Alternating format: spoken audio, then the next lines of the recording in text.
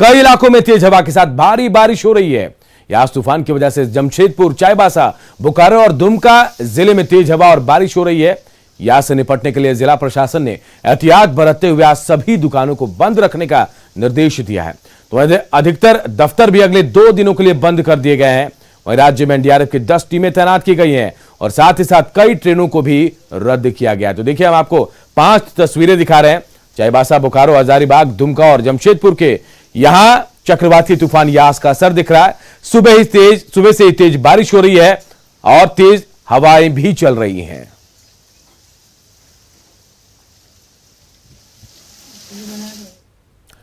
तो झारखंड में तूफान यास का असर दिख रहा है। राज्य के कई जिलों में मंगलवार से झमाझम बारिश हो रही है। सरकार ने तूफान यास को लेकर कई दिशा निर्देश जारी किए। एनडीआरएफ की 10 टीमों को राज्य के अलग अलग जिलों में तैनात किया गया है। झारखंड में तूफान यास की जानकारी दे रहे हमारे सहयोगी अविनाश कुमार।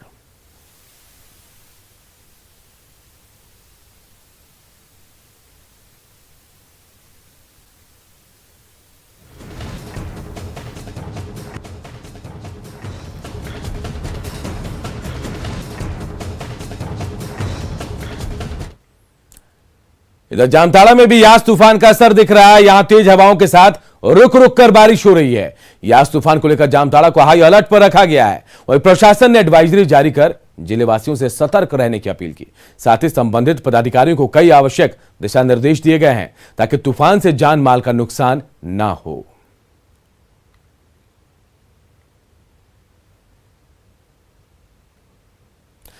इधर यास को लेकर पूर्वी सिंहभूम के घाटशिला अनुमंडल में अलर्ट जारी कर दिया गया है। यास तूफान से होने वाली तबाही की आशंका को देखते हुए प्रशासनिक तैयारियां यहां पूरी कर ली गई हैं। अनुमंडल पदाधिकारी सतवीर रजक की ओर से सभी 7 प्रखंडों की वीडियो को प्रखंड स्तर पर नियंत्रण कक्ष बनाने के निर्देश दिए गए। अनुमंडल के सभी प्रखंडों में जहां तूफान का असर होगा वहां पंचायत मंडप और स्कूलों में शेल्टर होम बनाए गए हैं। तूफान का असर अनुमंडल में हर तरफ देखा जा रहा है। आसमान में बादल छाए हुए और यहां 26 और 27 मई को तेज हवा के साथ भारी बारिश होने की आशंका जताई गई। इस दौरान वज्रपात की भी आशंका है। मकान में है या जिसका कच्चा दुकान वगैरह है, वो सभी लोग यहां से निकलकर जो भी प्रशासन के द्वारा पक्के मकान शेल्टर की व्यवस्था की गई है वहां चले जाएं। क्योंकि ये जो डिजास्टर होता है किसी का नहीं है, वो कब क्या रुख अपना लेगी पता नहीं।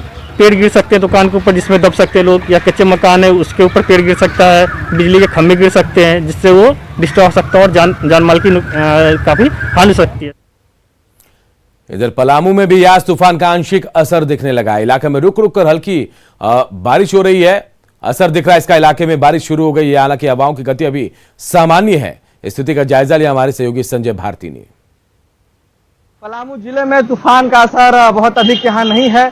पलामू में आपको बता दें कि हवाओं की गति भी बहुत सामान्य है। हालांकि सुबह से ही रुक रुक कर कभी कभार बारिश हो रही है, मगर अभी तक हवाओं का रुख उतना तेज नहीं हुआ है।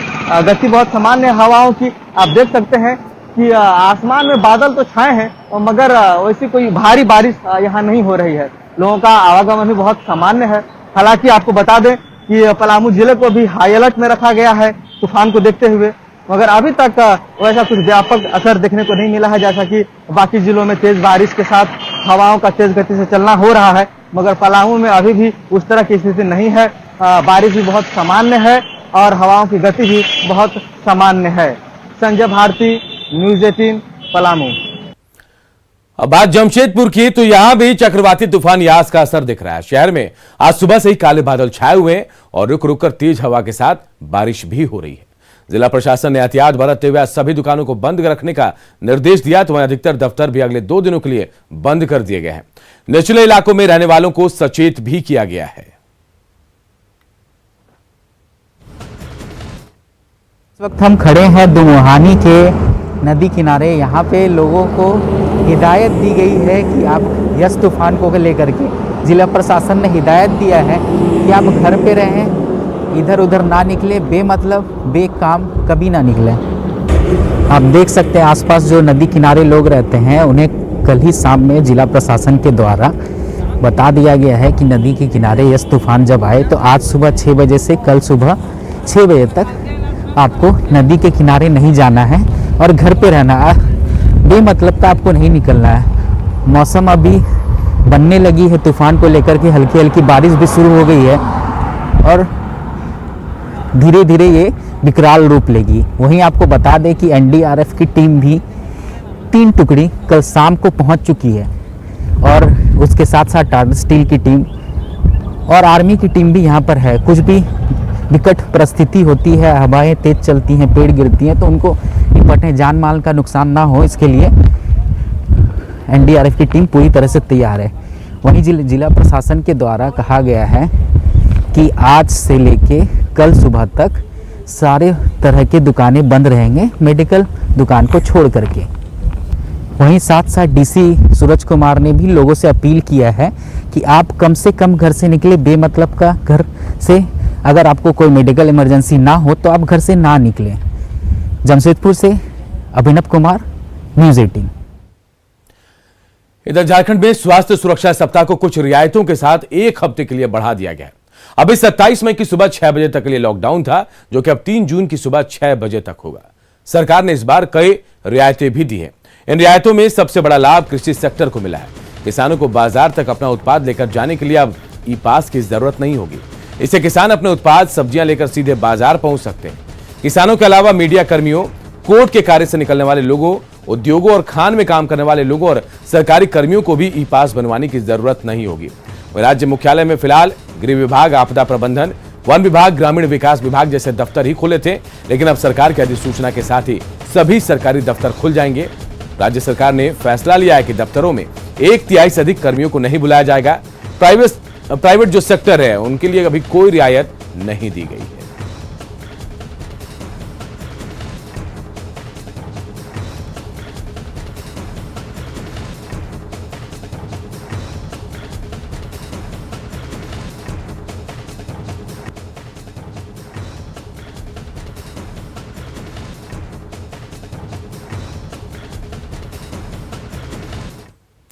देश में कोरोना केसेस काफी बढ़े और ऐसे में मास्क सबसे बड़ा हथियार है। हम आपसे बार बार अपील करते हैं कि आप मास्क पहनिए और इसको लेकर देखिए न्यूज़ 18 ने एक मुहिम भी शुरू की है। जी हां, मुहिम शुरू की न्यूज़ 18 ने, मास्क पहनो इंडिया। आप खुद से प्रण लीजिए कि जब तक ये महामारी है आप मास्क नहीं उतारेंगे। मास्क ठीक से पहनिए, मास्क है, मजाक नहीं। एक छोटे से ब्रेक के लिए रुकते हैं, जल्द लौटेंगे।